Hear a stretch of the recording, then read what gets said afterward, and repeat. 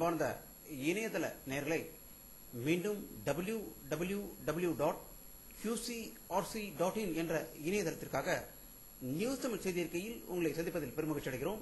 இன்று 5 ஆகஸ்ட் 2009க்கான முக்கிய செய்திகளை தற்போது பார்க்கலாம்.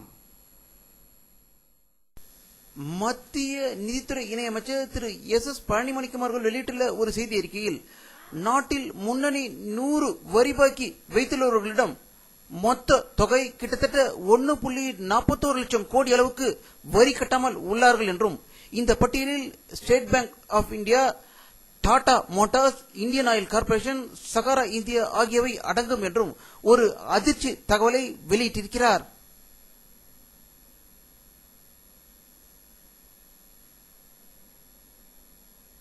புதுச்சேரி சட்டசபையில் புதுச்சேரி மாநில முதல்வர் திரு வைத்திலிங்கம் அவர்கள் பட்ஜெட் உரை ஆற்றியதாகவும், இந்த பட்ஜெட்டில் அனைத்து ரேஷன் கார்டு வைத்திருப்பவர்களுக்கும் இலவச கலர் டிவி வழங்கப்படும் என்றும், இந்திரா காந்தி, ராஜீவ்காந்தி சிலை அருகில் மேம்பாலங்கள் கட்டப்படும் என்றும் அவர் அந்த உரையில் கூறியிருப்பதாக புதுவையிலிருந்து செய்திகள் வெளிவந்து கொண்டிருக்கின்றன. இதற்கிடையில் முதல்வர் உரையை அதிமுக, இந்திய கம்யூனிஸ்ட், பாமக ஆகிய கட்சிகள் புறக்கணித்து வெளிநடப்பு செய்ததாக புதுச்சேரியிலிருந்து செய்திகள் வெளிவந்து கொண்டிருக்கிறது.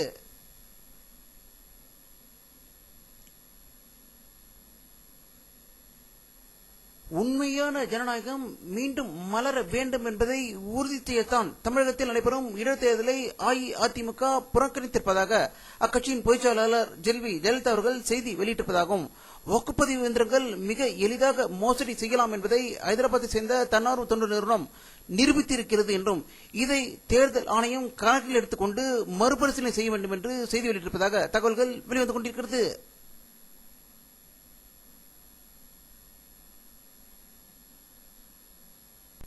முன்னாள் அமைச்சர் ஆல்ரெடி அருணா கொலை வழக்கில் கீழ் நீதிமன்றத்தில் விடுதலை செய்யப்பட்ட கல்வி நிறுவன அதிபர் SA ராஜாவுக்கு மதுரை உயர்நீதிமன்றம் இன்று இரட்டை ஆயுள் தண்டனை விதித்து பரபரப்பு தீர்ப்பளித்துள்ளதாக மதுரையிலிருந்து தகவல்கள் வெளிவந்து கொண்டிருக்கிறது.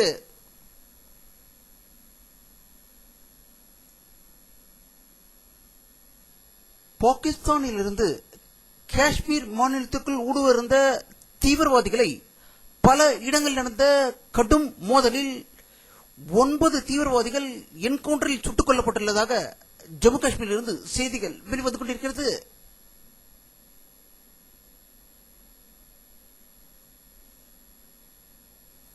மணிப்பூர் மாநிலத்தில் கடந்த சில நாட்களாகவே ஊரடங்கு உத்தரவு பிறப்பித்துள்ள நிலையில் மணிப்பூரில் நடந்த போலி என்கவுண்டர் குறித்து நீதி விசாரணைக்கு அம்மாநில முதல்வர் இபோ சிங் உத்தரவிட்டுள்ளதாகவும், 6 போலீஸ்காரர்களை சஸ்பெண்ட் செய்துள்ளதாக இம்பாலில் இருந்து செய்திகள் வெளிவந்து கொண்டிருக்கிறது.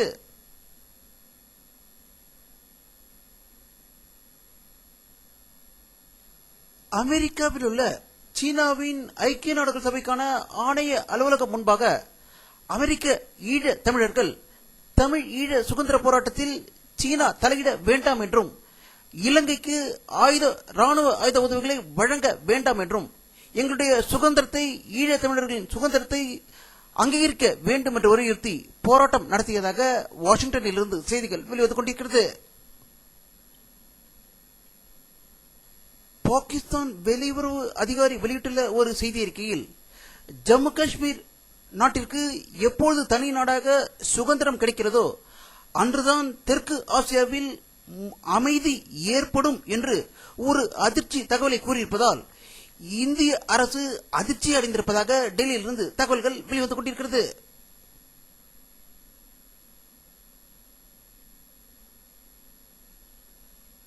இந்தியா முழுவதும் சகோதரர் தினம், ரக்ஷா பஞ்ச தினம் மிக சிறப்பாக கொண்டாடப்பட்டதாகவும், பாரத ஜனாதிபதி திரு பிரதீபா பட்டேல் அவர்கள் மற்றும் பாரத பிரதமர் திரு மன்மோகன் சிங் அவர்களுக்கு குழந்தைகள் ரட்சபந்தன் கட்டி சந்தோஷம் அடைந்ததாக டெல்லியில் இருந்து தகவல்கள் வெளிவந்து கொண்டிருக்கிறது.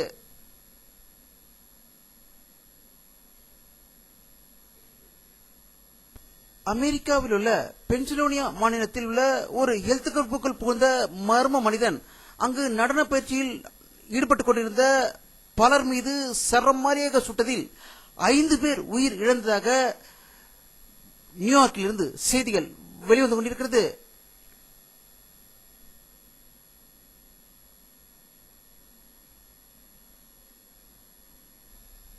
ஆப்கானிஸ்தான் பாகிஸ்தான் எல்லைப்பகுதியில் அமைந்துள்ள பாகிஸ்தானை சேர்ந்த தாலிபான் தலைவரின் மனைவியை விமான தாக்குதலில் கொன்று விட்டதாக இஸ்லாமாபாத்திலிருந்து செய்திகள் வெளிவந்து கொண்டிருக்கிறது.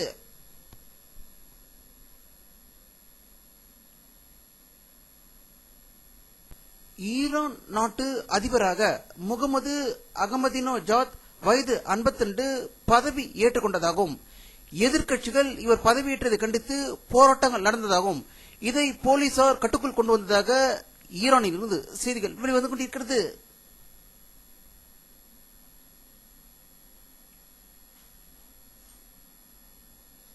அமெரிக்க அதிபர் திரு பாரக் ஒபாமா அவர்கள் அவருடைய 48வது பிறந்த நாளை முதல் முறையாக வெள்ளை மாளிகையில் கொண்டாடியதாகவும் அவர் தன்னுடன் எதிர்க்கட்சி தலைவர்கள் மற்றும் ஆளுங்கட்சி தலைவர்களுடன் இந்த பிறந்த நாளை கொண்டாடியதாக வாஷிங்டனில் இருந்து செய்திகள் வெளிவந்து கொண்டிருக்கிறது.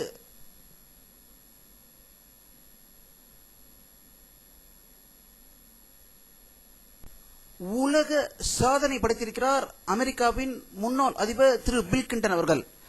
வடகொரியா சுற்றுப்பயணம் மேற்கொண்ட அவர் அங்கு அமெரிக்காவை சேர்ந்த 2 நிருபர்கள் 12 ஆண்டு காலம் சிறை தண்டனை பெற்றவர்களை பேச்சுவார்த்தை மூலம் அவர்களை விடுதலை செய்து தன்னுடைய விமானத்தில் அமெரிக்காவுக்கு அழைத்து வந்திருப்பதாகவும் இதனால் அமெரிக்காவை பெரும் பரபரப்பு அடைந்ததாகவும் இப்படிப்பட்ட பிரச்சனைகளில் அமைதியான முறையில் சாதிக்க முடியும் என்பதை நிரூபித்திருக்கும் திரு பில் கிளின்டன் அவர்கள் உலகில் உள்ள அனைத்து பிரச்சனைகளையும் பேச்சுவார்த்தைகளில் தீர்க்கலாம் என்பது இது ஒரு உதாரணமாக இருக்கும் என்று பார்வையாளர்கள் கருத்து வெளியிட்டிருக்கிறார்கள்.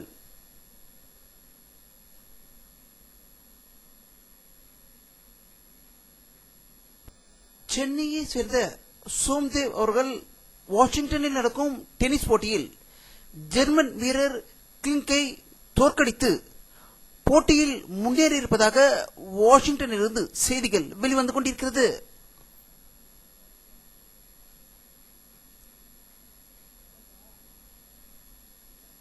இந்தியர்களின் புனித யாத்திரையாக கருதப்படும் அமர்நாத் யாத்ரா மிக சிறப்பாக முடிவடைந்ததாகவும் லட்சக்கணக்கான பக்தர்கள் சிவலிங்கத்தை வணங்கியதாக காஷ்மீரில் இருந்து செய்திகள் வெளிவந்து கொண்டிருக்கிறது.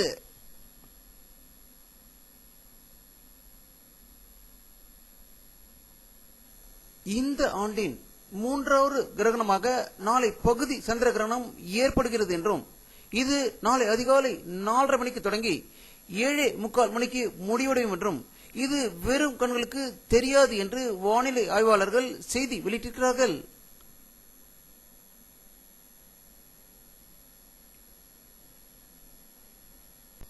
வானிலை அறிக்கை 5 ஆகஸ்ட் 2009 பிற்பகல் 1 மணியில் ஏற்பட்ட சேட்டலைட் புகைப்படத்தை தற்போது பார்த்துக் கொண்டிருக்கிறீர்கள்.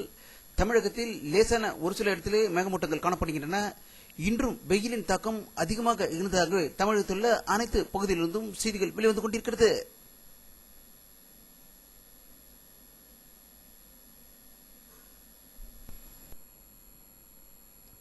இத்துடன் இந்த செய்தி அறிக்கை நிறைவடைகிறது. மீண்டும் நியூஸ் செய்தி அறிக்கையில் உங்களை சந்திக்கும் வரை உங்களிடமிருந்து விடை பெறுவது உங்கள் கே பாலாஜி. நன்றி.